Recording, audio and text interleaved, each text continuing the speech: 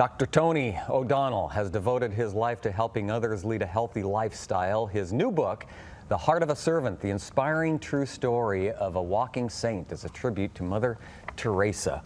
And from his roots in Ireland to the U.S., welcome to Dr. Tony O'Donnell. And boy, do you have that Irish accent. Thank you. You got it going on. I worked on it this morning just for you guys. Okay, you've written about heart health, superfoods, all kinds of things, addictions. How did you go from all of that to Mother Teresa? Yeah, I've written 15 books. I had a lot of sickness in my family back in my native Ireland. I lost my father, lost my mother, my brother-in-law, my uncle, my cousin, my fiancée to cancer. She was in broadcasting.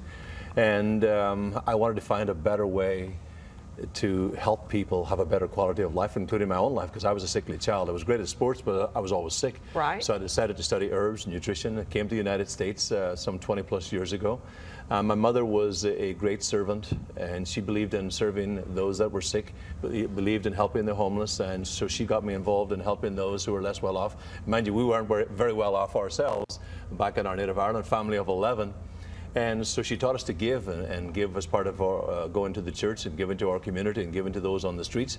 And that's one of the reasons why I wrote the book. And I had the joy of meeting Mother Teresa's 3 of her sisters, part of her order in Los Angeles. And just last night I met someone at the hotel here in Dallas, Texas, who had met Mother Teresa 3 times. There are so many things that have happened since I started writing the book. So this is a tribute to Mother Teresa, but also a tribute to my own late mother who died just recently. So in some, then I guess mind, body, and soul, always to have a better life. Absolutely, yeah. You know, my fiancée, she traveled the world doing television on Lifestyles of the Rich and Famous with Robin Leach. She weighed 87 pounds when she died. She contracted leukemia. And so that really hurt me. And then when my own mother died, my father died, my brother just died recently in Ireland. I had so much sickness in my own family, and I thought, well, there's got to be a better way. And Mother Teresa, of course, reminds me of my own dear departed angel mother. And I wanted to write to help open people's heart and to open up their minds and to allow them a new level of meaning and purpose in life, because research tends to tell us, Mike, that the more meaning and purpose we have in our life, the healthier we are and the longer we live. I love the first quote, first page of the book from Mother Teresa, and that let me get that. Sure. Thank you. Did she ever have? You mentioned that you were able to speak to some of the sisters in her order. Yeah. Did she ever have a bad day? Yeah, she had lots of bad days. She really did. She felt that we're talking spirituality, we're not talking religion, but she felt that she had a huge connection with God consciousness, with spirit, and she felt that he had neglected her for a short period of time because she wanted to have that connection. She got a call from spirit, from the universe one night when she was on this train after she had come back from a small religious retreat sabbatical, because she had worked non-stop and she wouldn't eat, and she got this call, you must leave the convent. Not because she wanted to leave the convent, but she got this call to go out into the streets of Calcutta, where there's millions of people who are destitute and sick and tired. And I'm just getting emotional just talking about it, because it's we have so much homelessness in America. We have Vietnam vets on our street. I see it here in Dallas, and it breaks my heart. I saw it last night. I met Vietnam vets on the street.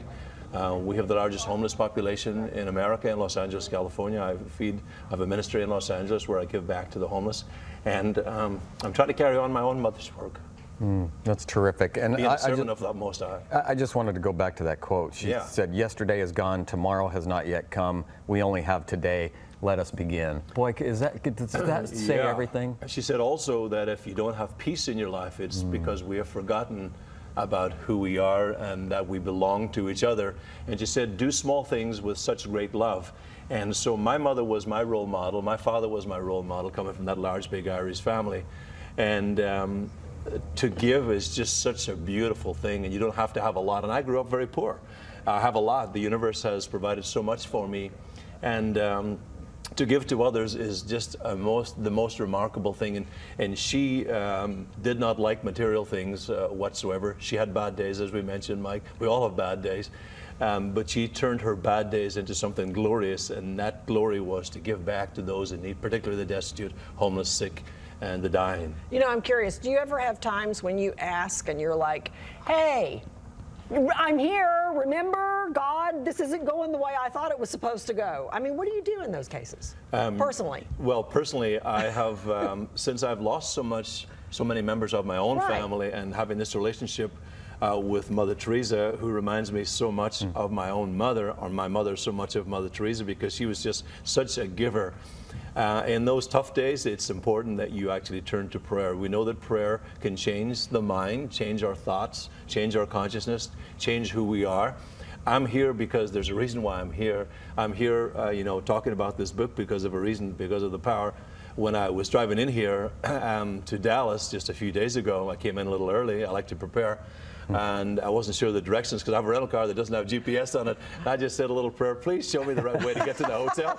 And sure enough, it took me without too much fuss and stress to the right place. We know the power of prayer. It's missing in our lives, and with all the conflict that's going on around the world, it's time that we turned inwards and allow the level of spirituality that we know exists take over our lives and help us have a better quality of life. And that's what we're all about. Yeah, very good. So this is the book, and you're here in town to speak? Yeah, I'm actually doing a big lecture at the convention center. Starts on Friday. I'll be speaking over there on health and wellness and taking your life back and developing more purpose and meaning and living life to the fullest in the context of love and joy and giving back and being a servant of the Most High. By the way, Mother Teresa took 4 vows: poverty, chastity, and obedience, and also she took a vow of servitude, to give back to others, and there's so much joy in that. And There she'll really be is. canonized in September, is Yeah, that she'll right? be 19 years dead in September, the anniversary of her death. She'll be canonized at the Vatican in Rome, and it's just quite remarkable. The miracles are unbelievable. Well, you truly have that great Irish heart. No doubt about it. Thank you Thanks, so much Dr. for joining Tony. us. Thank you, Jen. Thank you. May Really bless appreciate you. it.